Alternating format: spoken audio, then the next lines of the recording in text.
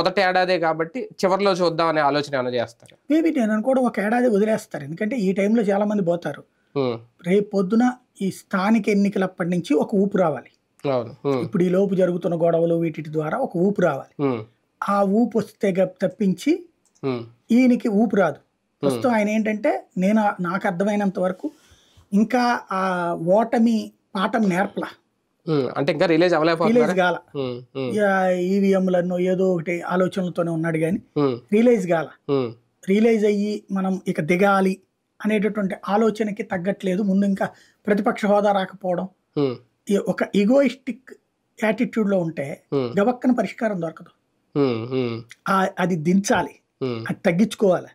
అప్పుడు కానీ settle. Technical గా పాయింట్ చూస్తే ఒక పార్టీ అధికారంలోకి రావడానికి సభ్యత్వ నమోదు అనేది ఎంతవరకు ఉపయోగపడుద్ది, అసలు ఉపయోగం ఉండదా?